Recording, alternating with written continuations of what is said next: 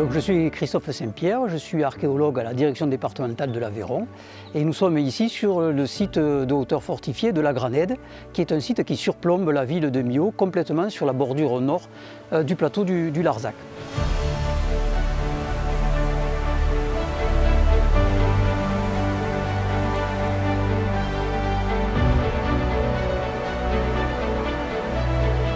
Ce qui a motivé la reprise des fouilles ici sur le site de la Granède, c'est tout simplement la question de savoir pourquoi au 5e siècle de notre ère, c'est-à-dire après l'Empire romain, les sites de hauteur fortifiés de l'âge du fer, ce qu'on appelle les sites protohistoriques, les sites gaulois, ont été à nouveau occupés. Pendant très longtemps, on a pensé jusqu'au début des années 2000, on a dit que parce que c'est le moment des invasions barbares, les Visigoths, les Ostrogoths sont sur les terres de la Gaule, donc la population a peur et elle vient se mettre en sécurité sur des sites de hauteur qui sont fortifiés.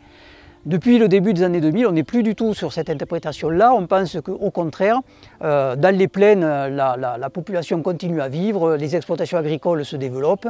Par contre, l'Empire romain, qui n'existe plus, a besoin d'avoir, le territoire a besoin d'avoir une réorganisation et on vient se mettre en hauteur pour pouvoir contrôler des territoires, comme ce sera le cas avec les châteaux forts quelques années ou quelques siècles plus tard.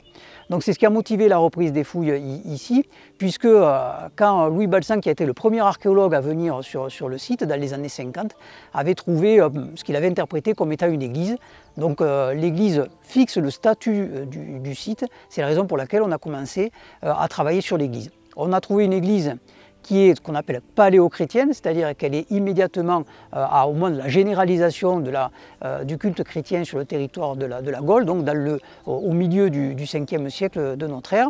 Et nous avons eu la chance, avec le bâtiment de l'église, d'avoir dans une aile de l'église trouvé le baptistère, c'est-à-dire l'endroit où on baptisait les personnes qui donc entraient dans le culte et dans la religion chrétienne. Donc ça c'est assez exceptionnel, ce qui fait que le site est protégé et devrait faire l'objet d'une campagne de revalorisation et de mise en valeur.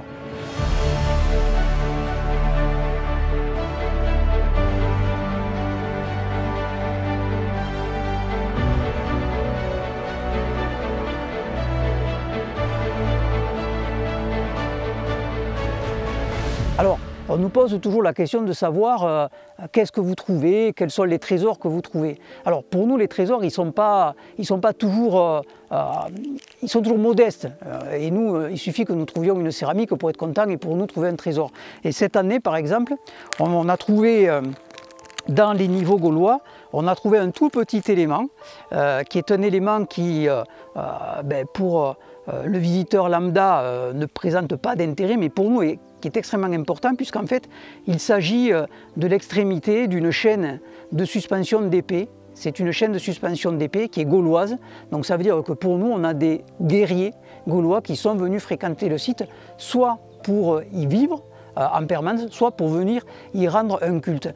Et rien que ce petit objet qui est pour un visiteur totalement insignifiant et pour nous a pour nous une très grande importance et pour nous un élément majeur pour la compréhension du site. Donc voilà un petit peu nos actions sur le site depuis que nous avons repris les fouilles ici. Il faut savoir que vous êtes sur le site qui surplombe la ville de Millau, qui surplombe la cité antique de Kondatomagos, et on a ici probablement le noyau médiéval de ce qui sera plus tard l'agglomération médiévale de Millau. Et c'est d'ici que les Gaulois, à partir du 2e siècle avant notre ère, vont descendre en bas, vont descendre dans la plaine, vont descendre au pied du Larzac pour installer l'agglomération gauloise de Kondatomagos qui produira les fameux vases sigillés de la Grofesenque.